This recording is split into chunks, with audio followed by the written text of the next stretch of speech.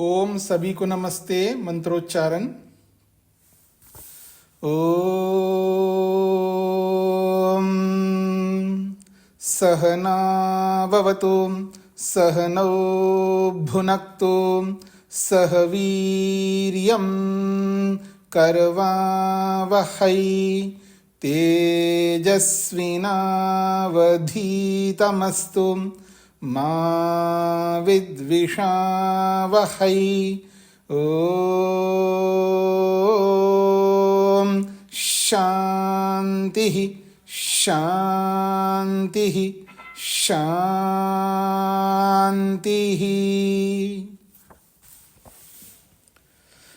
सांख्य दर्शन की कक्षा संख्या 80 है। 5वें अध्याय के 6 सूत्रों को हमने किया है। प्रसंग महत्वपूर्ण प्रसंग है। क्या ईश्वर स्वयं आत्माओं को फल देता है या मनुष्यों के कर्म होने पर फल देता है? पीछे 3 सूत्रों के माध्यम से तीसरा, चौथा और 5वां, इन तीनों सूत्रों के माध्यम से प्रश्नकर्ता ने अपने प्रश्न को प्रस्तुत करते हुए ईश्वर अपनी इच्छा से ही कर्म दे, अपनी इच्छा से ही फल देता है, वहां आत्मा के कर्मों की अपेक्षा नहीं है, ये स्पष्ट किया था। उसके उत्तर में 6ठे सूत्र में कहा है न रागाद ऋते तत्सिद्धि प्रतिनियत कारणत्वात्। फलों की प्राप्ति यदि हो रही है और बिना कर्मों के हो रही है तो वहां राग के बिना संभव नहीं है, क्योंकि बिना कर्मों के फल देना वहां अनिवार्य कारण है, राग का होना आवश्यक है। बिना राग के कोई व्यक्ति फल नहीं दे सकता। कर्मों के ना होते हुए भी फल मिल रहा है तो वहां राग कारण है, ये इसका तात्पर्य है। पुनश्च, और इसी बात को स्पष्ट किया जा रहा है आगे 7वें सूत्र में। तद योगे अपि न नित्य मुक्तः, तद योगे अपि न नित्य मुक्तः। अपि तद योगे, अपि संभावनायाम। अपि शब्द जो है यह संभावना को बताने के लिए आया है। अपि का अर्थ जो प्रचलित अर्थ है भी को कहने के लिए होता है अपि, पर यहां संभावना को बताने के लिए आया है। संभवे तद योगे, राग योगे। संभवे तद योगे अर्थात राग के योग होने पर ही संभव है, तो इस संभव को बताने के लिए यहां अपि शब्द है। तद योगे, उस फल के साथ जब योग हो रहा है तो राग के बिना ही योग नहीं हो सकता। बिना कर्म के अगर फल के साथ युक्त हुआ जा रहा है तो वहाँ संभव है, वहाँ राग अवश्य है। इसी बात को स्पष्ट कर रहे हैं। यदि तस्य ईश्वरस्य रागेन सह योगः संबंधः, यदि उस ईश्वर का राग के साथ योग अर्थात संबंध या संभव होगा तभी ऐसा फल मिलेगा। तो ईश्वरस्य रागेन सह योगा संबंध संभव, ऐसा कहो, अथवा यद्वा तस्मिन् ईश्वरे रागस्य योगः, उस ईश्वर में राग का योग है, संबंध है, तभी संभवती, तभी फल देना संभव हो सकता है। यदि ऐसा है, यदि ईश्वर में राग है इसलिए वो अपनी इच्छा से फल देता है, यदि ऐसा है तर्हि तब तो नित्य मुक्त न स नित्य मुक्तो न स्यात्, फिर वो ईश्वर नित्य मुक्त नहीं कहलाएगा। क्यों नहीं कहलाएगा? प्रतिपाद्यते ही स खलु ईश्वरो नित्य मुक्तः, क्योंकि शास्त्र ये प्रतिपादित करता है, शास्त्र ये बताता है कि वो ईश्वर जो है वो नित्य मुक्त है। कहाँ बताता है शास्त्र? स तु सदैव मुक्तः सदैव ईश्वरः। योग दर्शन में वेदव्यास ने स्पष्ट किया है कि वह जो परमेश्वर है वो सदा मुक्त है और सदा ईश्वरत्व है उसके अंदर। तो जब सदा मुक्त है, एक ओर से प्रमाण कह रहा है सदा मुक्त है, फिर राग का योग कैसे हो पाएगा ईश्वर में? क्योंकि राग का योग जो है सदा मुक्त में कभी नहीं हो सकता। जो हमेशा मुक्त रहता है उसमें राग का संबंध नहीं जुड़ सकता, और राग का संबंध जुड़े भी ना फल नहीं दे सकता। तो इन सारे दोषों को हटाओ तो आत्मा के कर्मों की अपेक्षा करो, तो फिर ये सारे दोष आएंगे नहीं ईश्वर में। ये इसका तात्पर्य है। हाँ जी, ये 7वां सूत्र स्पष्ट हो गया सभी को। आगे बढ़ता हूं मैं। पक्षांतरम निराकरोति, दूसरे पक्ष से भी प्रश्नकर्ता का जो कथन था उसका निराकरण, निषेध किया जा रहा है। क्या निषेध किया जा रहा है? प्रधान शक्ति योगात चेत संगापत्ति ही। प्रधान शक्ति योगात चेत, प्रधानस्य अव्यक्तस्य प्रकृत्याख्यस्य या शक्ति, ये जो प्रधान रूपी अव्यक्त जो प्रकृति है, प्रकृति के अनेक नाम हैं। एक नाम प्रधान है, एक नाम अव्यक्त है, एक नाम स्वधा है, ऐसे बहुत सारे नाम हैं प्रकृति के। तो ये जो प्रधान रूपी अव्यक्त रूपी जो प्रकृति है उसकी एक शक्ति है, उसका एक सामर्थ्य है। क्या है? भोग प्रधान प्रवृत्ति, भोग देना ही उसका सामर्थ्य है। यानी वो भोग देता है या देती है प्रकृति। या शक्ति ही भोग प्रदान प्रवृत्ति, उसमें भोग देने की शक्ति सामर्थ्य है। तया सह संबंधत्वात्, उस भोग देने की शक्ति से प्रकृति जो है जुड़ी हुई है, उसके अंदर स्वभाव है कि उसको भोग देना है। तया बाध्यमानत्वात्, उस शक्ति से वो बाध्य है, अर्थात अपने स्वरूप से वो बाध्य है, अपने स्वरूप से हट नहीं सकती है कोई वस्तु। जिसका जैसा स्वरूप होता है उस स्वरूप से वो हट नहीं सकती वो वस्तु, इसलिए वो बाध्य है, उसको ऐसा करना ही होगा। तो ऐसे संबंध के कारण से ईश्वरस्य स्वतंत्रम कर्म निरपेक्षम अधिष्ठातृत्वम फल प्रदान है। जब भोग देना ही उसका स्वभाव है प्रकृति का, उससे वो बाध्य है, तब ईश्वर जो है स्वतंत्र रूप से कर्मों को किए बिना ही उसका अधिष्ठातृत्व है फल देने में। क्योंकि प्रकृति में ये स्वभाव ही उसको फल देना ही है, तो फल देना इसलिए अपनी इच्छा से वो फल दे रहा है प्रकृति को लेकर के। इति चेत, ऐसा कोई कल्प्येता, ऐसा कोई कल्पना करे कि प्रकृति में फल देने का सामर्थ्य विराजमान है, उस सामर्थ्य को पूरा करने के लिए ईश्वर फल दे रहा है, ऐसा कोई कल्पना करे तो तर्री, ऐसी स्थिति में संगापत्ति ही, ये दोष आएगा। प्रधानस्य प्रवृत्ति शक्तिया सह सशक्तो भविष्यति इति। प्रकृति की जो प्रवृत्ति है, उसकी जो शक्ति है, फल देने की जो शक्ति है, उसके साथ सहसक्तः भविष्यति, वो ईश्वर जो है आसक्त हो जाएगा, उसको जुड़ना ही पड़ेगा उसके साथ, प्रकृति के साथ। इस प्रकार से संगापत्ति ही भविष्यति, संगापत्ति आ जाएगी। और जबकि ईश्वर को शास्त्र क्या कहता है? असंगश्च स उच्यते, वो तो असंग है ऐसा शास्त्र कहता है। यहाँ मिसप्रिंट है जी, असंगाश्च लिखा है ना, आ की मात्रा को हटा देना, तो असंगश्च स उच्यते ऐसा हो जाएगा। आ की मात्रा को, गा में जो आ की मात्रा है ना, वो आ की मात्रा को हटाना है। असंगः च स उच्यते, वो असंग के रूप में शास्त्र बताता है। वो किसी के संग में जुड़ता नहीं है, किसी से लिप्त नहीं होता है, किसी के संगति में नहीं आता ईश्वर।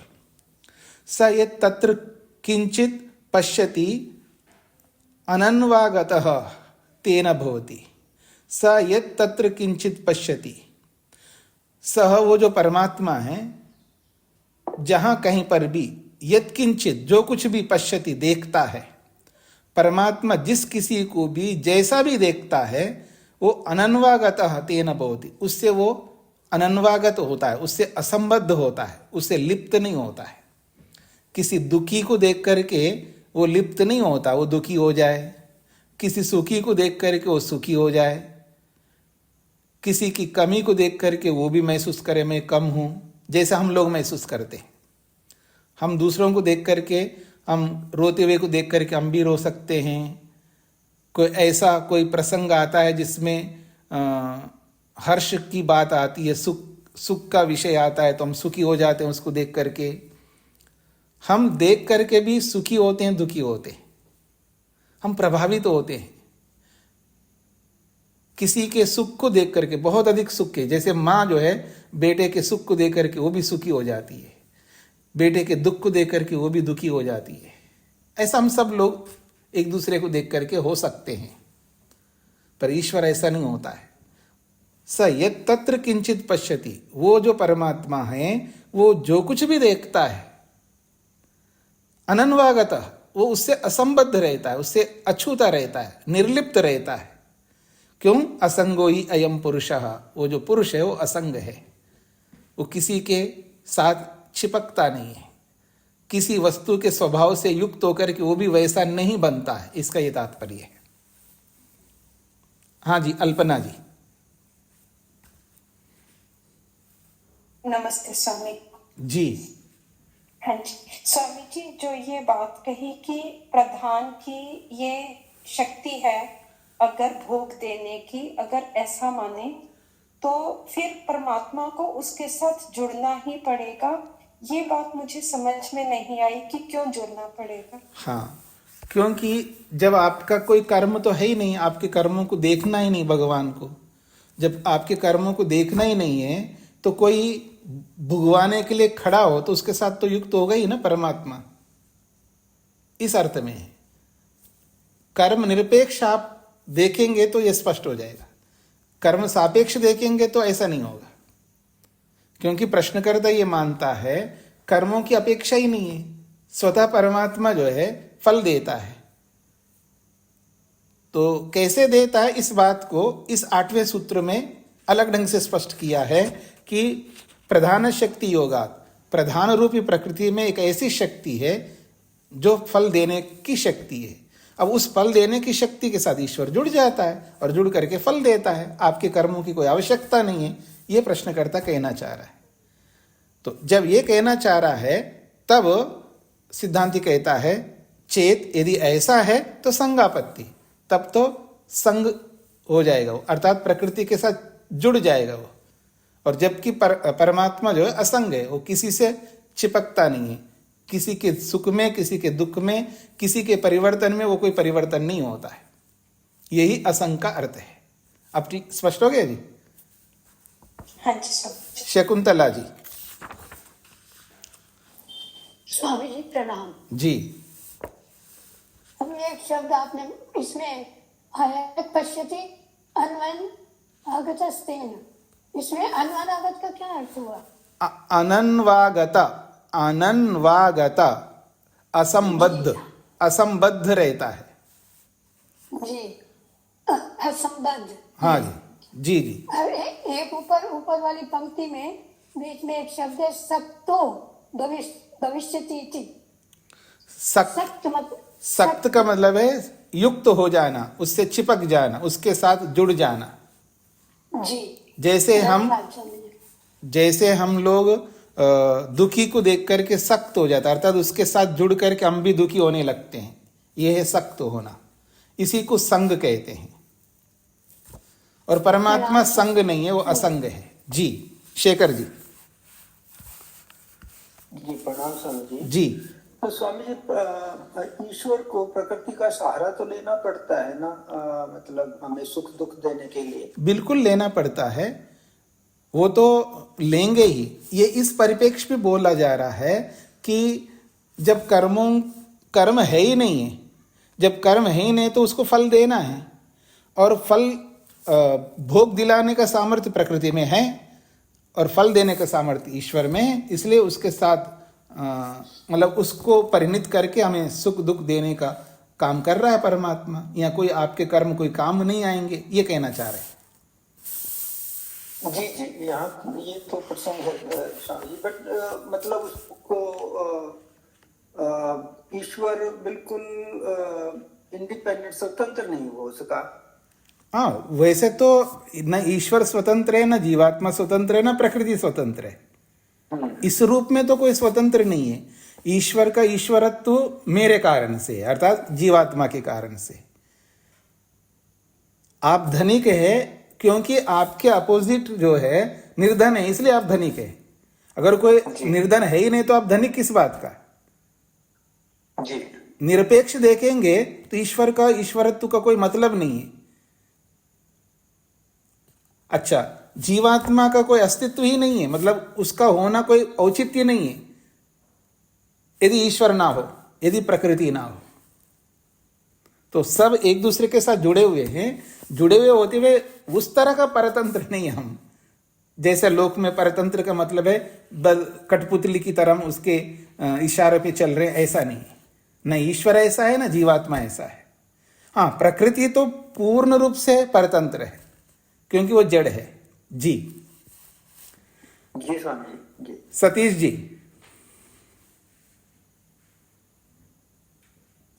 नमस्ते स्वामी जी। जी स्वामी जी, जो ये पढ़ा था कि अपने फल देने में ईश्वर किसी की सहायता नहीं लेता अपना कर्म करने में। हाँ जी, बिल्कुल ठीक है। तो अभी जैसे शेखर जी ने पूछा, आपने भी उसमें सहमति जताई कि वो प्रकृति से तो सहायता लेता है। इसको सहायता करना चाहिए। देखिए, इसको सहायता लेता है नहीं कहेंगे।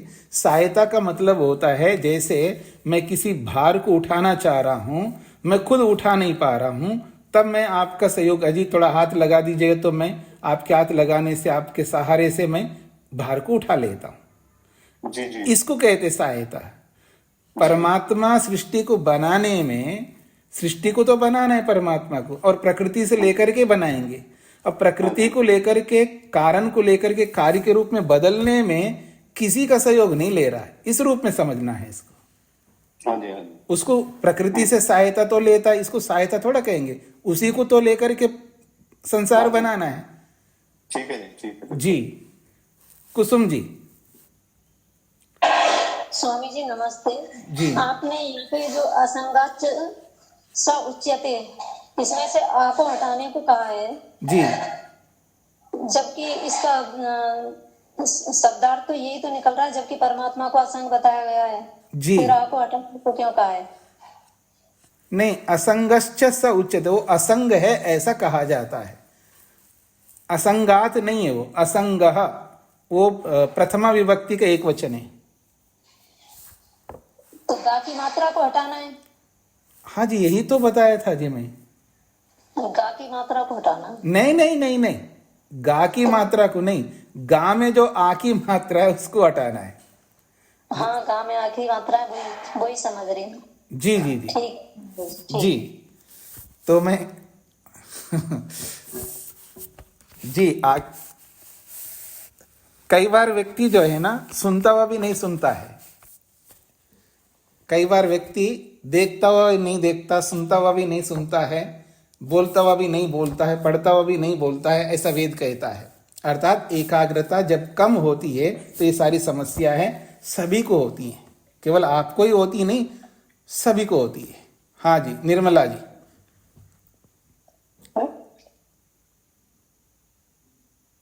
हाँ जी बोलिए निर्मला जी, हाथ खड़ा किया आपने। गलती से हो गया। हाँ, उसको हटा दीजिएगा जी। अब मैं आगे बढ़ रहा हूं जी। पुनः अपर पक्षम निराकरोति, किसी एक और पक्ष को लेकर के प्रश्नकर्ता के सिद्धांत को खंडित किया जा रहा है। सत्ता मात्रात चेत सर्वैश्वर्यम। निर्मला जी माइक बंद करके रखिए जी। सत्ता मात्रात चेत सर्वैश्वर्यम, एक और प्रक्रिया से प्रश्नकर्ता का खंडन किया जा रहा है। प्रश्नकर्ता यदि ये कहे, चेत का मतलब होता है यदि, यदि हम ऐसा कहे, कैसा? सत्ता मात्रात्, सत्ता मात्रात् चेत सर्वैश्वर्यम अस्ति ही प्रकृति तो भिन्ना चेतन सत्ता, प्रकृति से भिन्न एक चेतन सत्ता है, तस्य ईश्वरस्य, और वो चेतन सत्ता कौन है? वो ईश्वर है। तो उस ईश्वर का यद्वा, अथवा यूं भी कह सकते हैं, प्रकृति भिन्ना चेतना ही ईश्वर सत्ता, प्रकृति से भिन्न जो है वो चेतन सत्ता, वो ईश्वर है। तो सत्ता मात्रात, ईश्वर की सत्ता होने मात्र से, सत्ता मात्रात सत्ता सद्भावात, उसी को खोला है सत्ता मात्रात को सत्ता सद्भावात, केवल सत्ता के होने मात्र, यानी ईश्वर की सत्ता मात्र से, तस्याह सत्ताया स्वधर्मवत्वेन भवितव्यमेव, जब वो उसकी सत्ता ईश्वर का ईश्वरत्व की सत्ता है, तो अपने धर्म के कारण जो है उसको कुछ ना कुछ तो करना ही होगा। तो स्वधर्मत्वेन भवितव्यमेव, उसका जब धर्म है वो धर्म हमेशा बना रहेगा। तो स्वधर्मत्वेन भवितव्यमेव, उसका अपना धर्म बराबर बना रहना ही चाहिए। तश्च स्वधर्मवत्वम कर्म निरपेक्षम, और उसका धर्म क्या है? कर्म निरपेक्ष धर्म है, अर्थात बिना कर्मों के ही उसका ये कर्तव्य है। स्वतंत्रम फल प्रदातृत्वम इति, स्वतंत्र रूप से फल देने का उसका धर्म है, ये प्रश्नकर्ता कहना चाह रहा है। तो ईश्वर की जो सत्ता है वो किस रूप में सत्ता है उसकी? वो स्वतंत्र है और बिना कर्मों की अपेक्षा किए ही वो फल देने का धर्म है उसका, ये कहना चाह रहे हैं। यानी ईश्वर की सत्ता को फल देने के साथ जोड़ दिया उसने। ईश्वर प्रकृति से भिन्न सत्ता वाला है और उसका सत्ता का होना अनिवार्य है, चेतन सत्ता है वो, और उस चेतन सत्ता का होने का मतलब क्या है? चेतन सत्ता के होने का क्या तात्पर्य है? उसका ये तात्पर्य है वो बिना कर्मों के ही फल देना है, यही उसका सत्ता का होनापन है, ये प्रश्नकर्ता कहना चाह रहा है। ऐसा अगर हम कहे तो नहीं कह सकते ऐसा। क्यों? तर्हि तब तो सर्वेषां प्रकृतितो भिन्नानां सत्तावतां चेतनानां जीवात्मानां अपि ईश्वरत्वं आपतति, क्योंकि प्रकृति से भिन्न तो बहुत सारे चेतन हैं और उनकी अपनी सत्ता है, वो जीवात्मा है। तो प्रकृति से भिन्न सत्ता वाले चेतन वाले जो जीवात्मा है, उन जीवात्माओं की भी ईश्वरत्व की सिद्धि हो जाएगी। इति दोषापातः, ये दोष आपात अर्थात दोष आ पड़ेगा, अर्थात सभी जीवात्मा जो है ईश्वर बनने का दोष आएगा।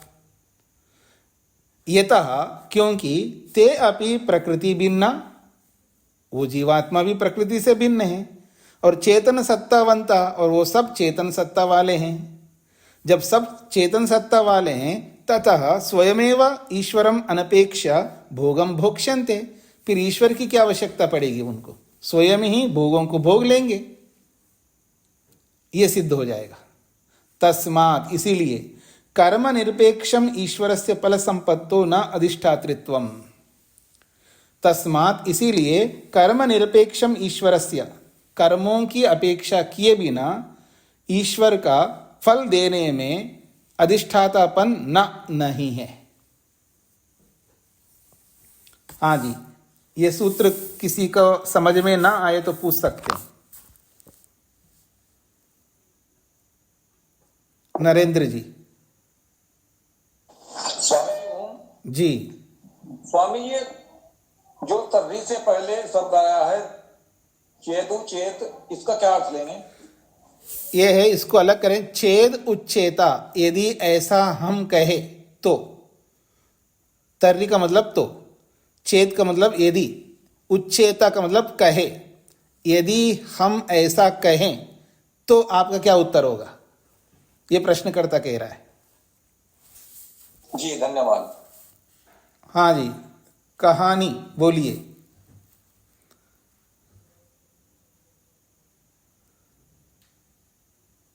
हाँ जी बोलिएगा, आप हाथ खड़ा किया है तो आपको बोलना है ना।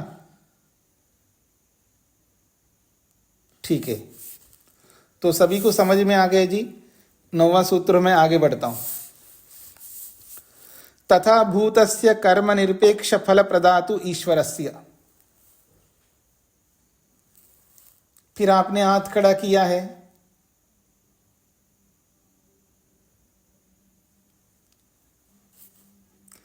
तो यहां पर बोला जा रहा है तथा भूतस्य कर्म निरपेक्ष फल प्रदातु ईश्वरस्य। यदि कोई ईश्वर, कोई का मतलब यदि ईश्वर बिना कर्मों की अपेक्षा किए फल देने का सामर्थ्य रखता है, थोड़ी देर मान करके चले, उस बात को ध्यान में रख करके बोला जा रहा है तथा भूतस्य, ऐसे स्वरूप वाले, कर्म निरपेक्ष फल प्रदातु, कर्मों की अपेक्षा किए बिना ही फल देने का सामर्थ्य रखने वाले ईश्वरस्य, ईश्वर का, प्रमाण अभावात् न तत्सिद्धि, प्रमाण ही नहीं है, बिना कर्मों के फल देता है ऐसे स्वरूप वाले ईश्वर का कोई भी प्रमाण नहीं, और बिना प्रमाण के कोई भी बात मानी नहीं जा सकती। अगर आप कुछ कह रहे हो तो उसके पीछे आपको प्रमाण देना होगा। अगर प्रमाण नहीं है तो आप जो भी कह रहे हो वो सब गलत होगा। तो ये अंतिम समाधान की ओर लेके चल रहे हैं। फिर भी कोई व्यक्ति नहीं मानता है, इतना अच्छे अच्छे उदाहरण देते हुए अलग अलग सूत्रों के माध्यम से समझाया जा रहा है कि परमात्मा बिना कर्मों के कोई फल नहीं देता है, फिर भी आप नहीं मानते हो, उस स्थिति में ये बात कही जा रही है तथा भूतस्य, ऐसे स्वरूप वाला ईश्वर। कैसा स्वरूप वाला है? कर्म निरपेक्ष फल प्रदातु, कर्मों की अपेक्षा किए बिना फल देने का सामर्थ्य रखने वाले ईश्वर की सिद्धि नहीं हो सकती। क्यों? प्रमाण अभावात, प्रमाण ही नहीं है, इसलिए न तत्सिद्धि, ऐसे ईश्वर की सिद्धि नहीं होती है। तथा भूतस्य कर्म निरपेक्ष फल प्रदातु ईश्वरस्य सिद्धिर्नास्ति प्रमाण अभावात्, ऐसे स्वरूप वाले ईश्वर की सिद्धि बिल्कुल नहीं हो सकती जो कर्मों की अपेक्षा किए बिना ही फल देता हो, कोई प्रमाण नहीं है। तो यहां प्रमाण शब्द से प्रत्यक्ष प्रमाण को लिया जा रहा है। प्रत्यक्ष प्रमाण अभावात्, प्रमाण अभावात् का मतलब है प्रत्यक्ष प्रमाण अभावात्। नहीं प्रत्यक्षम कश्चिद ईश्वरो जनेश्वर कर्म निरपेक्षम पुरस्कारम दंडम व कस्मैश्चित प्रयच्छति। संसार में ये प्रत्यक्ष है, कोई भी ईश्वर अर्थात जनेश्वर, मनुष्यों का स्वामी, ईश्वर का मतलब है जनेश्वर, मनुष्यों का स्वामी, कर्म निरपेक्षम, बिना कर्म के कभी भी कोई पुरस्कार नहीं दिया, कोई दंड नहीं दिया। इसका ये तात्पर्य है, ये संसार में प्रत्यक्ष है। तो यहां प्रत्यक्ष प्रमाण अभाव से प्रत्यक्ष प्रमाण अभावत कैसे ले रहे हो आप? प्रमाण अभावत में प्रमाण नहीं है, इतना अर्थ लेना चाहिए आपको। लेकिन प्रमाण नहीं है इस शब्द से प्रत्यक्ष प्रमाण नहीं है, ऐसा क्यों अर्थ लेना चाहते हैं? उसको समझा रहे हैं। अत्र प्रमाण शब्दात प्रत्यक्ष प्रमाणम अभिप्रेयते। सूत्र में प्रमाण शब्द से प्रत्यक्ष प्रमाण को ही लिया जा रहा है। क्यों? क्योंकि अग्रे अनुमान शब्द प्रमाणयोः प्रतिपादनात्, क्योंकि इसके आगे दो सूत्रों में अनुमान प्रमाण को लेकर के और शब्द प्रमाण को लेकर के सिद्ध किया गया है। तो जब आगे के दो सूत्रों में अनुमान और शब्द प्रमाण को लेकर के सिद्ध किया गया है, इसका मतलब है ये 10वां सूत्र में प्रमाण शब्द प्रत्यक्ष लेना चाहिए। ये तर्क दिया यहां पर। हाँ जी, सबको स्पष्ट हो गया? आगे चलूं। जब प्रत्यक्ष प्रमाण नहीं है तो याद रखिएगा अनुमान प्रमाण भी नहीं होगा। संबंध अभावात् न अनुमानम, संबंध के ना होने से अनुमान भी नहीं है। संबंध अभावात् अनुमानम न, संबंध अभावात् कर्म निरपेक्ष फल प्रदातु ईश्वरस्य विषये नियत संबंध अभावात्, नियत संबंध का अभाव होने से, व्याप्ति संबंध अभावात्, व्याप्ति संबंध के ना होने से अनुमानम नास्ति, अनुमान प्रमाण भी नहीं है। देखिएगा, अनुमान प्रमाण, आप में से जिन्होंने न्याय दर्शन पढ़ा हो उनको ये बात सरलता से समझ में आ जाएगी। न्याय दर्शनकार ने महर्षि गौतम ऋषि ने स्पष्ट किया है सूत्रों के माध्यम से, उनकी व्याख्या करने वाले वात्स्यायन ऋषि ने भी स्पष्ट किया है। ये जो भी अनुमान प्रमाण है, अनुमान प्रमाण तब चलता है जब उसके पीछे प्रत्यक्ष हो। बिना प्रत्यक्ष के अनुमान प्रमाण का कोई अस्तित्व नहीं है। दूसरी बात, यदि कोई शब्द प्रमाण चलता है तो शब्द प्रमाण के पीछे यदि प्रत्यक्ष ना हो तो शब्द प्रमाण का कोई औचित्य नहीं है। प्रत्यक्ष प्रमाण के आश्रय से अनुमान प्रमाण और शब्द प्रमाण चलते हैं। ऐसा न्याय दर्शन कारण तो विस्तार से बोला है, और ऐसा महर्षि पतंजलि ने और महर्षि वेदव्यास ने भी योग दर्शन में स्पष्ट किया है। इसलिए महर्षि पतंजलि ने, वेदव्यास जी ने प्रत्यक्ष प्रमाण को सबसे बड़ा प्रमाण माना है, और इसी प्रत्यक्ष प्रमाण के आश्रय से ही अनुमान प्रमाण और शब्द प्रमाण चलते हैं। अब ये बात आप में से जिनको समझ में नहीं आई हो तो वो पूछ सकते हैं, ताकि मैं आगे बढ़ सकूं।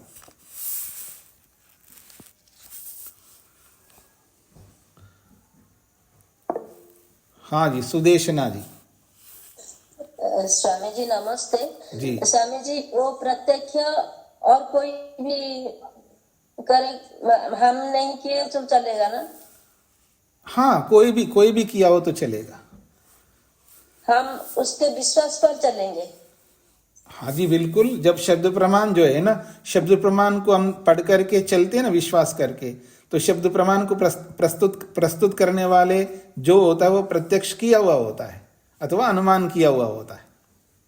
और वेद जो है शब्द प्रमाण है हमारे लिए, और वेद को प्रस्तुत करने वाले परमात्मा है, और परमात्मा के लिए सब कुछ प्रत्यक्ष है। उसके लिए अनुमान की आवश्यकता, परमात्मा को अनुमान करने की आवश्यकता नहीं है।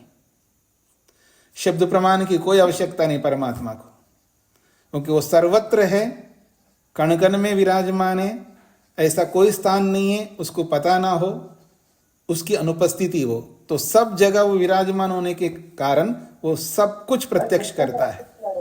और ऋषि लोग जो है, जो भी हमारे सामने रखते हैं, उनको सब कुछ प्रत्यक्ष होता है ऐसा नहीं होता है। उनको बहुत कुछ प्रत्यक्ष होता है, कुछ जो है प्रत्यक्ष नहीं होता है, वो अनुमान के माध्यम से प्रस्तुत करते हैं।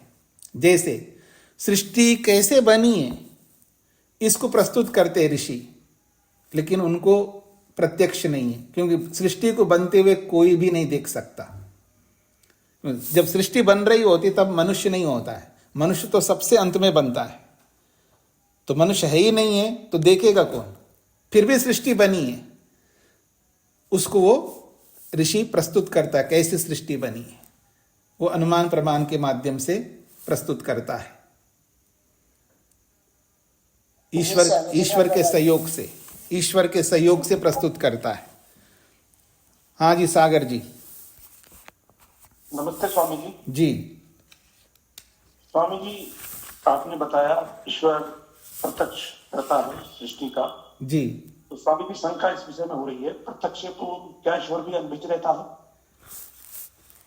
क्या ईश्वर अनभिज्ञ रहता है? वस्तु तत्व से ईश्वर यदि प्रत्यक्ष करता है तो प्रत्यक्ष से पूर्ण। ईश्वर अनभिज्ञ किससे रहेगा? वस्तुओं से। ईश्वर प्रत्यक्ष करता है जी, प्रत्यक्ष से पूर्ण। प्रत्यक्ष से पूर्व क्या मतलब?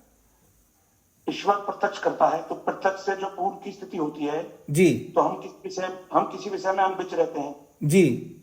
अच्छा, आप ये कहना चाहते हैं प्रत्यक्ष करता है का मतलब है उसके लिए सब कुछ प्रत्यक्ष है, ये इसका तात्पर्य है। प्रत्यक्ष करना का मतलब पहले अभी मैं अभी आपको प्रत्यक्ष कर रहा हूं, ठीक है ना। अभी मान लीजिएगा सुदेशना जी अपना वीडियो बंद करके रखा है, पता नहीं क्यों बंद करके रखते हैं। जैसे वो वीडियो खोलती हैं तब मैं उसको प्रत्यक्ष कर रहा हूं, इससे पहले उनको प्रत्यक्ष नहीं कर रहा था। ऐसा ईश्वर नहीं होता है, ईश्वर के लिए सब कुछ प्रत्यक्ष है। अब उसको हम लोग अपने शब्दों में व्यक्त करते हैं ईश्वर सब कुछ प्रत्यक्ष करता है, ऐसा बोलते हैं। इसका ये तात्पर्य नहीं है पहले उनके लिए अनभिज्ञता थी, अब वो प्रत्यक्ष कर रहा है, इसका ये तात्पर्य नहीं है। उसके लिए सब कुछ प्रत्यक्ष है। जी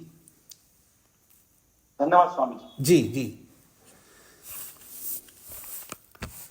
तो आप में से बहुत सारे लोग वीडियो बंद करके क्यों रखते हैं, जब नियम बना हुआ है कि अपना वीडियो खोल के रखना चाहिए आपको। आप कर क्या रहे हैं, पढ़ रहे हैं या कुछ और कर रहे हैं, कैसे पता लगेगा मेरे को? जी आगे बढ़ता हूं मैं। तो अनुमान प्रमाण को लेकर के भी यहां स्पष्ट किया है, संबंध का अभाव होने से अनुमान भी नहीं हो सकता, क्योंकि अनुमान के पीछे दो चीजें होती हैं, एक प्रत्यक्ष होता है और एक अप्रत्यक्ष होता है। तो प्रत्यक्ष के माध्यम से अप्रत्यक्ष को जाना जाता है। तो जो प्रत्यक्ष माध्यम बन रहा है उसको कहते संबंध। वो संबंध व्यापक रूप से होता है। जैसे उदाहरण के लिए जो उत्पन्न होती है वह अनित्य होती है। जैसे घड़ा उत्पन्न होता है इसलिए वो अनित्य है। तो यहां उत्पत्ति और अनित्य इन दोनों का आपस में संबंध है। उत्पत्ति और अनित्य इन दोनों का आपस में संबंध है। बिना उत्पत्ति के अनित्यत्व सिद्ध नहीं होगा। इन दोनों का परस्पर व्याप्ति संबंध है। तो इस व्याप्ति संबंध को हम ऐसे बोलते हैं, जो उत्पन्न होता है वह अनित्य है। तो जो का मतलब है ये उत्पत्ति जिसके साथ भी जुड़ेगा व्यापक रूप से, जिसके साथ उत्पत्ति जुड़ेगी वो अनित्य सिद्ध हो जाएगा। इसको व्याप्ति कहते हैं। तो इसमें उत्पत्ति जो है वो हमें प्रत्यक्ष है और अनित्यत्व अप्रत्यक्ष है, क्योंकि उसको हम प्रत्यक्ष नहीं देख रहे हैं। तो उत्पन्न होना तो देख रहे हैं, उसका नाश को हम नहीं देख रहे हैं, फिर भी हम उसको अनित्य समझ लेते हैं। इसी को अनुमान प्रमाण कहते हैं। और यह बहुत व्यापक रूप से प्रयोग होता है। अनुमान प्रमाण का विस्तार बहुत अधिक है। मैं मोटी भाषा में लोगों को बोलता हूं कि ये जो हमारा प्रत्यक्ष है, जिसको हम प्रत्यक्ष करते हैं, बहुत कम प्रत्यक्ष करते हैं। मैं उसके लिए एक उदाहरण देता हूं। देखिए, मेरी दोनों उंगलियों के बीच में जो स्पेस है, बिल्कुल पास पास में रखा थोड़ा सा स्पेस है, इतना हमारा प्रत्यक्ष होता है। अब इन दोनों उंगलियों को मैं इतना दूर रख दिया, देखिएगा कितना स्पेस है, देखिएगा कितना ज्यादा स्पेस है। ये स्पेस और ये स्पेस दिख रहा है आपको? ये जो दोनों उंगलियों के बीच में स्पेस दिखा रहा हूं मैं, इतना ही हमारा प्रत्यक्ष होता है। प्रतिशत के रूप में बता रहा हूं मैं। और अनुमान इतना होता है। कितना ज्यादा होता है अनुमान? हम अनुमान प्रमाण के माध्यम से बहुत जानते हैं। और देखिएगा, ये अनुमान है।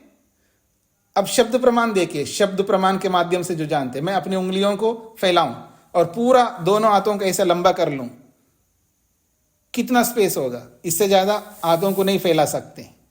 तो शब्द प्रमाण से जब व्यक्ति जितना जानता है उतना और किसी प्रमाण से नहीं जानता है। तो प्रत्यक्ष हमारा बहुत थोड़ा होता है, लेकिन प्रत्यक्ष इतना बलवान है।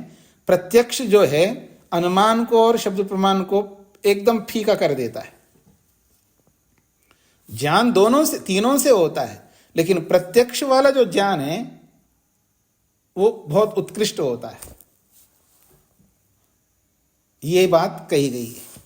तो आइए, प्रत्यक्ष और अनुमान के बाद तीसरा प्रमाण आ रहा है, श्रुति ही अपि प्रधान कार्यत्वस्य।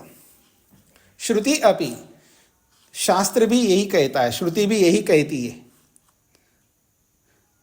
तो प्रधान कार्यत्वस्य श्रुति अपि न इति अनुवर्तते, पीछे से न की अनुवृत्ति आ रही है। प्रधानस्य कार्य परिणयन विषयिका श्रुति अपि न। प्रधानस्य, प्रकृति जो है, कार्य परिणयन विषयिका, प्रकृति कार्य रूप में बदलने विषयक, प्रकृति कार्य के रूप में बदलती है, इस विषयक श्रुति भी नहीं है।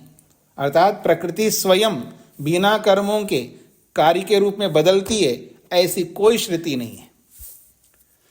कर्म निरपेक्षा अपितु कहते हैं प्रधानस्य कार्य परिणयन विषयिका श्रुतिरपि न कर्म निरपेक्षा। कर्मों की अपेक्षा किए बिना प्रकृति स्वयं कार्य के रूप में बदलती है, ऐसी श्रुति कहीं पर भी नहीं है। अपितु बल्कि ये तो श्रुति है, जीव कर्मापेक्षा अस्ति, जीवों के कर्मों के अपेक्षा से प्रकृति कार्य के रूप में बदलती है, उसके तो ढेरों प्रमाण है। जैसे प्रमाण दिया जा रहा है, एको देवः सर्वभूतेषु गूढ़ः सर्वव्यापी सर्वभूतांतरात्मा कर्माध्यक्षः सर्वभूतादिवासः साक्षी चेता केवलो निर्गुणश्च।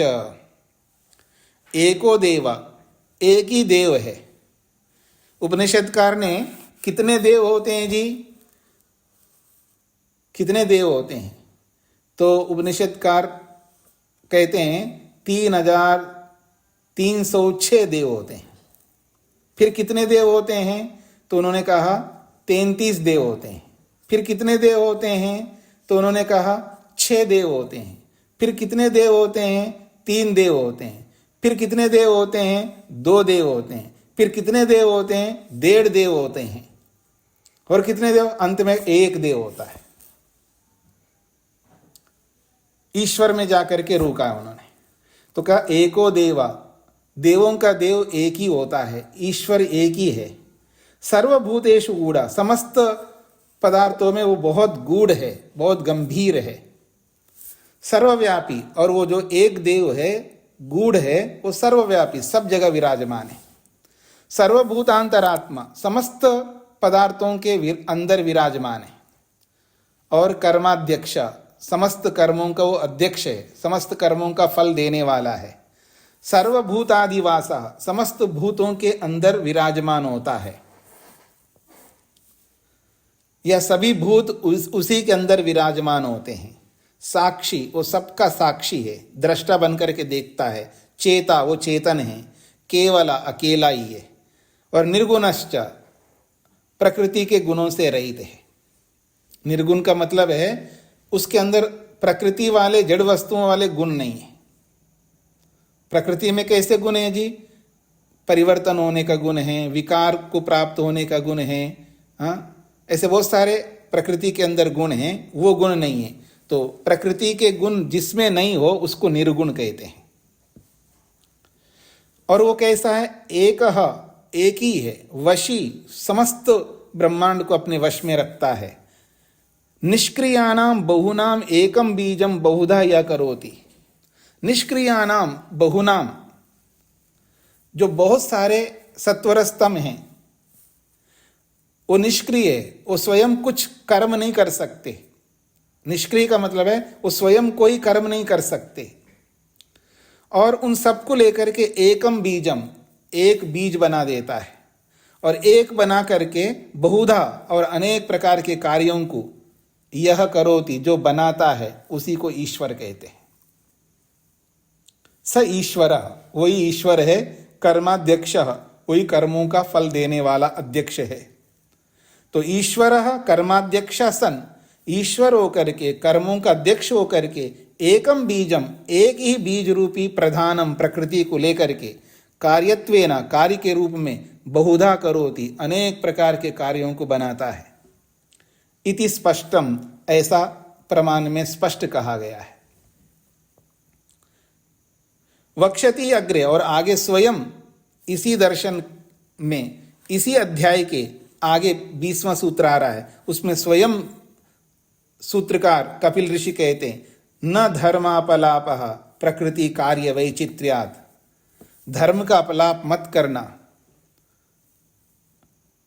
अहिंसा का पालन, अस्तेय का पालन, ब्रह्मचर्य का पालन, अपरिग्रह का पालन, सत्य का पालन, ये सब धर्म हैं, बहुत बड़े धर्म हैं।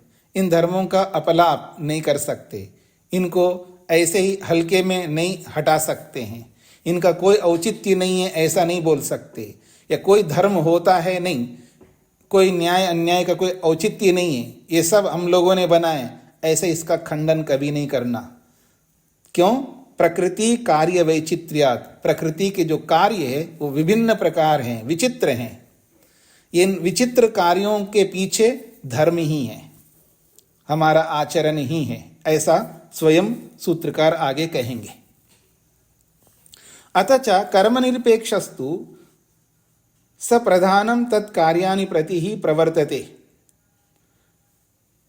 प्रधानस्य तत्कार्याणां च जडत्वात् धर्माधर्म रूप कर्मणो ज्ञान अभावात्। कहते हैं अतच कर्म निरपेक्षस्तु, यदि कर्म निरपेक्ष माना जाए अर्थात कर्मों की अपेक्षा नहीं किया जाए ऐसा माना जाए तो स वो जो परमात्मा है प्रधानम प्रकृति को, कार्यानि प्रति प्रकृति के कार्यों को बनाने के प्रति परमात्मा स्वयं प्रवृत्त होता है। प्रधानस्य तत्कार्याणां च जड़त्वात्, प्रकृति और उसके जो कार्य है वो जड़ हैं। धर्माधर्म रूप कर्मणो ज्ञान अभावात्, और धर्माधर्म रूप कर्मों का ज्ञान उनको प्रकृति को पता ही नहीं है क्योंकि जड़ है। तथा भूतानां कर्म अभावाच्च, ऐसे स्वरूप वाले के कर्मों के अभाव होने पर तथैव वदति स श्रुतिरपि, और श्रुति भी वैसा ही कह रही है। कैसा क्या कह रही है? निष्क्रियाणाम बहुनाम एकम बीजम निष्क्रियम बीजम बहुधा यः करोति। निष्क्रियाणाम बहुनाम, जो निष्क्रिय स्वयं कर्म नहीं कर सकते और न कर्म करने का उनको बोध है, ज्ञान है प्रकृति के कणों में, तो ऐसे बहुत सारे कण, सत्वर स्तंभ रूपी जो बहुत सारे कण हैं, उन सबको एकम बीजम, एक बीज बना देता है, अर्थात उन सबको मिलाता है प्रकृति के रूप में। उस निष्क्रिय बीज को, स्वतः कर्म न करने वाले उस निष्क्रिय बीज को यह जो परमात्मा बहुधा करोति, बहुत प्रकार के कार्यों के रूप में बदलता है। जीवान प्रति तो कर्मापेक्ष एव प्रवर्तते स ईश्वर, जीवों के प्रति तो कर्मों की अपेक्षा रखते हुए प्रवृत्त होता है ईश्वर। न ही कर्म निरपेक्षा फलम प्रयच्छति, कर्मों की अपेक्षा किए बिना कोई भी फल ईश्वर नहीं देता है। अतएव, इसलिए हम कहना चाहते हैं प्रधानस्य कार्य रूपे परिणामम अपि जीव कर्मापेक्षा सन एव करोति इत्यपि सिद्धम। अतएव, इसलिए प्रधान के प्रकृति के कार्य रूप में परिवर्तित करने के लिए परमात्मा जीव कर्मापेक्षा सन, जीवों के कर्मों की अपेक्षा रखते हुए ही करोति, करता है। ये बात सुस्पष्ट सिद्ध होता है या सिद्ध होती है। अत्रापि प्रमाण अभावात् न सत्सिद्धि। अब जो भाष्य करना था 12वें सूत्र का पूरा भाष्य कर दिया है, उसके बाद दूसरे भाष्यकारों ने क्या कहा है उसको कह रहे हैं। अत्रापि, यहाँ पर भी प्रमाण अभावात् तत्सिद्धि इति सूत्रात् प्रस्तुत सूत्र पर्यंतम, 10वें सूत्र से लेकर के 12वें सूत्र तक, अर्थात तीनों सूत्रों का अर्थ अनिरुद्ध विज्ञान भिक्षुभ्याम, अनिरुद्ध और विज्ञान भिक्षु इन दोनों ने ईश्वर खंडनम कृतम, इन दोनों ने ईश्वर का खंडन किया है इन तीनों सूत्रों में। ऐसा उनको नहीं करना चाहिए। क्यों? महद आश्चर्यम यत् ताभ्याम पूर्वमेव प्रमाण प्रसंगे ईश्वर असिद्धे। बहुत बड़ा आश्चर्य की बात यह है कि ताभ्याम, उन दोनों ने, पूर्वमेव, पहले ही, अर्थात प्रथम अध्याय में, प्रमाणों के प्रसंग में ईश्वर असिद्धे, इस सूत्र को लेकर के ईश्वर की सिद्धि की है उन्होंने। इति सूत्रेण ईश्वरस्य, नहीं, महद आश्चर्यम यत्, बहुत बड़ा आश्चर्य यह है कि ताभ्याम, उन दोनों ने, पूर्वमेव प्रमाण प्रसंगे, पहले अध्याय में प्रमाणों के प्रसंग में ईश्वर असिद्धे इति सूत्रेण, इस सूत्र के माध्यम से ईश्वरस्य खंडनम कृतम, ईश्वर का खंडन कर दिया है। अत्रापि तथा करणम, और यहां पर भी फिर ईश्वर का खंडन करना, तयो अर्थ विधानम, उन दोनों का इस तरह का अर्थ करना, सूत्र निरर्थक्यम, सूत्रों का बनाना ही निरर्थक बन जाएगा। बाल प्रलपनम प्रसज्यते, बालकपन की सिद्धि होती है। तदेतत् पश्यन्तु मतिमन्तः, इसलिए बुद्धिमान लोग उनके इस कर्तव्य को देखो, स्वयं देख करके निर्णय करो, ऐसा कहना चाहते। तो यहां पर ये कहना चाह रहे हैं जी, 10वां सूत्र देखिएगा, प्रमाण अभावत तसिद्धि। इसमें ईश्वर के बारे में कोई बात नहीं कही है, अर्थात इसमें ईश्वर के खंडन के बारे में कोई बात नहीं कही है। संबंध अभावत न अनुमानम, इसमें भी ईश्वर का खंडन करने की बात कुछ नहीं कही है सूत्रों को देखते हुए। श्रुति अभी प्रधान कार्यत्वस्य, इसमें भी कुछ बात नहीं कही है। तो इन तीनों सूत्रों में ईश्वर का खंडन करने को कोई प्रसंग ही नहीं है। ईश्वर नहीं है ऐसा खंडन करने का कोई प्रसंग ही नहीं है। आश्चर्य की बात यह है कि पहले अध्याय में प्रमाणों के प्रसंग में ईश्वर का खंडन उन्होंने कर दिया, फिर वैसा ही खंडन इन सूत्रों में करने का क्या औचित्य है? अगर ऐसा ही है तो फिर सूत्र नैरर्थक्यम, फिर ये तीनों सूत्र व्यर्थ हो जाएंगे, क्योंकि वही बात वहां कही है, वही बात यहां कही जा रही है। ऐसा कोई औचित्य नहीं है उसी बात को दोबारा दोहराने का। इसलिए बुद्धिमान लोगों को देखना चाहिए कि उन्होंने कैसा अर्थ किया। ऐसा ब्रह्म मुनि जी अनिरुद्ध के लिए, विज्ञान भिक्षु के लिए कह रहे हैं। हाँ जी, किसी को स्पष्ट नहीं हुआ तो पूछ सकते हैं। पुष्पेंद्र जी। नमस्ते स्वामी जी। जी स्वामी जी, ये जो देव का आप बता रहे थे विभिन्न 3,306, 33 आदि, एक बार कृपा करके पुनः बता दीजिए स्वामी। ऐसा है कि याज्ञवल्क का संवाद चला है विदग्ध शाकल्य का। राजा जनक की सभा में एक प्रसंग था कि राजा जनक ने एक बहुत बड़ा याग किया है। उस याग में उन्होंने बहुत सारे विद्वानों को बुलाया है, तो बहुत सारे विद्वान पहुंचे, उसमें याज्ञवल्क्य भी पहुंचे हैं। फिर राजा ने कहा है कि मैं आप सबसे ये कहना चाहता हूँ, आप में से ब्रह्मवेत्ता कौन है, आप में से सबसे बड़े विद्वान कौन है, जो भी बोलेंगे मैं सबसे बड़ा हूँ, उनके लिए मैं 1000 गायें और उनके सींगों के ऊपर सोना मढ़वा करके दूंगा। तो कोई कुछ नहीं बोल पाए, तो वहां पर याज्ञवल्क्य उठ करके बोला है, ये ब्रह्मचारी इन गायों को हाँक करके ले जाओ अपने आश्रम में। तब उस याज्ञवल्क्य से बहुत सारे विद्वानों ने प्रश्न किए। उन्हीं विद्वानों में एक विदुषी थी गार्गी। गार्गी ने एक बार प्रश्न किया, उसका उत्तर पा करके चुप होकर के बैठ गई। फिर बहुत सारे लोग बोले, उसके बाद में फिर गार्गी खड़ी होकर के कहती है, ये विद्वानों, मैं याज्ञवल्क्य से 2 ऐसे प्रश्न करूंगी, यदि उन 2 प्रश्नों का उत्तर याज्ञवल्क्य दें तो समझ लेना वो ब्रह्म को जानते हैं, अब उनसे कोई जीत नहीं सकते, उनको नमस्कार करके चले जाओ। ऐसा बोल करके उसने प्रश्न किया, उसका समाधान याज्ञवल्क्य ने दे दिया और वो संतुष्ट होकर के बोलती है, अब इनको कोई हरा नहीं सकते, ऐसा बोल करके चुप होकर के बैठती है। उसके बावजूद, ये सब होने के बाद भी, एक शाकल्य नामक विद्वान था वहां पर, वो जल बुलने लगा अंदर से, इसलिए उसको विदग्ध बोला। विदग्ध का मतलब है जलने बुलने वाला। जैसे कोई व्यक्ति किसी की उन्नति को, किसी की उपलब्धि को, किसी की अच्छाई को देख करके अंदर अंदर जलता रहता है, ऐसे वो जलने वाला था। उसने खड़े होकर के याज्ञवल्क्य से बहुत सारे प्रश्न किए। उन्हीं प्रश्नों के प्रसंगों में उसने ये प्रश्न किया, देव कितने होते हैं? तब याज्ञवल्क्य उत्तर देते हैं 3306 देव होते हैं। फिर वैसा ही प्रश्न किया, कितने देव होते हैं? तो फिर उसने दूसरा उत्तर दिया 33 देव होते हैं।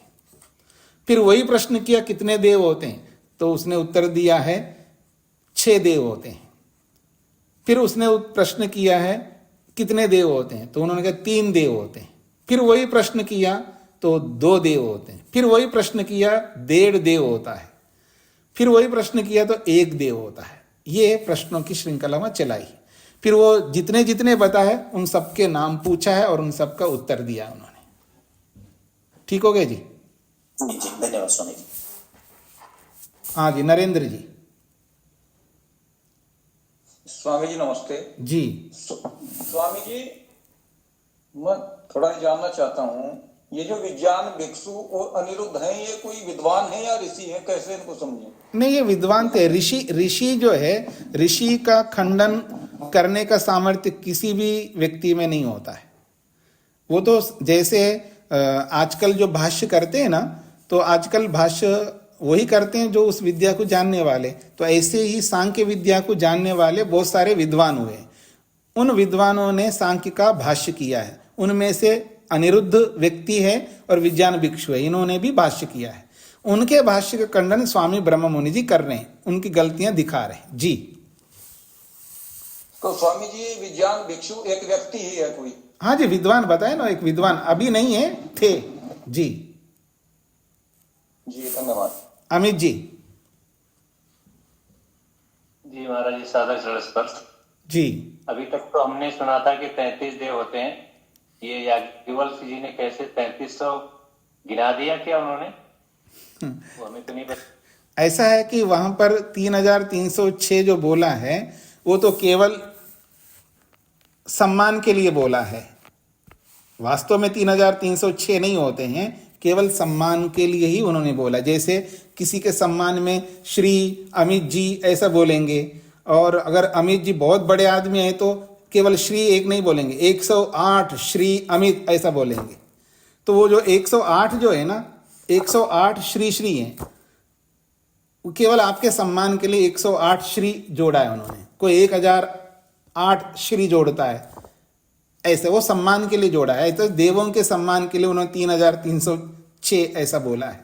वास्तव में 33 याज्ञवल्क्य जी ऋषि थे तो उत्तर अगर दे रहे हैं 3306, तो मतलब हम क्या समझे उसको? 3300 संख्या है या बस? तो अभी बताया ना आपको, सम्मान के लिए वो संख्या बोली है। वास्तव में श्री अमित जी तो एक ही है ना, लेकिन श्री श्री श्री श्री ऐसे 108 श्री अमित का मतलब क्या है? तो 108 अमित लोग हैं क्या? वो तो आपके सम्मान के लिए ऐसा बोला है, वास्तव में एक ही आप। ऐसे ही जो 3306 जो बोला है वो 33 देवों के सम्मान के लिए ऐसा बोला है। अब समझ में आया आपको? क्या नहीं समझ में आया? अभी जो एक घट रहा है 3300, फिर 3000, फिर ये 3, फिर लास्ट में 33 से 3 आ रहा है, फिर 1 आ रहा है। ये हमें क्या समझने को मिलेगा? कहाँ पर है, कैसे? ये उपनिषद पढ़िएगा, आपको समझने को मिल जाएगा। छांदोग्य उपनिषद पढ़िएगा, नहीं बृहदारण्य उपनिषद पढ़िएगा, आपको समझ में आएगा जी। ठीक, धन्यवाद। हाँ जी, और किसी कुछ पूछना है जी? कुसुम जी। स्वामी जी, ऋग्वेद आदि भाषा भूमिका में भी है। कोई बात नहीं, उनको उपनिषद पढ़ने दीजिए, है ना जी। और किसी कुछ पूछना है? तो कल सरिता जी ने एक प्रश्न किया था कि ये जो मुफ्त में दिया जाना है, मुफ्त में जो चीजें दी जाती हैं, मुफ्त में लेनी चाहिए नहीं लेनी चाहिए? आप में से किसी का मत है मुफ्त में लेनी चाहिए? अच्छा, सभी मना कर रहे हैं, अच्छी बात है। तो केवल चीजें ही लेनी चाहिए, विद्या भी मुफ्त में लेनी चाहिए? जो विद्या मुफ्त में लेते हैं तो उनको भी विद्या मुफ्त में नहीं लेनी चाहिए, ये शास्त्रों का विधान है। मैं इसलिए बोल रहा हूं, जान करके इसलिए बोल रहा हूं, आप में से जो विद्या ले रहे हैं वो बहुत सारे लोग मुफ्त में ले रहे हैं। जैसे नेता लोग मुफ्त में कोई चीजें देते हैं तो आप बहुत गलत मानते हैं, तो ऐसी गलती आप क्यों करते हैं जो मुफ्त में विद्या ले रहे हैं? या तो सेवा करके विद्या ले लो, या धन दे करके विद्या ले लो, या विद्या से विद्या दे करके विद्या ले लो। मुफ्त में तो किसी को नहीं लेना चाहिए। मैं इसलिए बोल रहा हूं, आपका दिया हुआ धन जो है बहुत सारे ब्रह्मचारियों में, ऐसे लोगों में लगेगा, तो आप बदले में नहीं दे रहे हैं, आप इस रूप में दीजिएगा। ना तो ये दक्षिणा होगी आपकी। माइक बंद करके रखिएगा, उमा जी माइक बंद के रखिएगा। आपका दिया हुआ ना तो दान होगा और ना दक्षिणा होगी, ना फीस होगा, आप परोपकार मान करके दीजिएगा। और मेरे को नहीं दे रहे, मैं तो माध्यम बन रहा हूं केवल आपको, ताकि वो सारे ब्रह्मचारी आदि जो आवश्यक लोग हैं संसार में, जिनको बहुत ज्यादा आवश्यकता है, तो उनको लगाएंगे। इसलिए आपको देना चाहिए और मुफ्त में विद्या ग्रहण नहीं करनी चाहिए। वैसे भी मुफ्त में विद्या कभी किसी को आती नहीं है, बाकी आप स्वतंत्र हैं। तो समय पूरा हो गया जी। तो ये मुफ्त की बात कल आई थी, इसलिए मैंने आपके सामने रखी है। किसी को भी कोई भी चीज मुफ्त में नहीं लेनी चाहिए। हाँ, अयोग्य व्यक्ति जरूर ले लेता है, क्योंकि वो इतना उसके पास सामर्थ्य है ही नहीं है। इसलिए सरकार जो है ना, उसको, इसके पास बहुत कम सामर्थ्य है, इसलिए उसको वो कुछ सहयोग करती है। लेकिन जिसके पास सामर्थ्य है फिर भी वो मुफ्त में लेता है, तो वैसा नहीं लेना चाहिए। और विशेषकर विद्या तो बिल्कुल नहीं लेनी चाहिए। ओम शांति शांति शांति।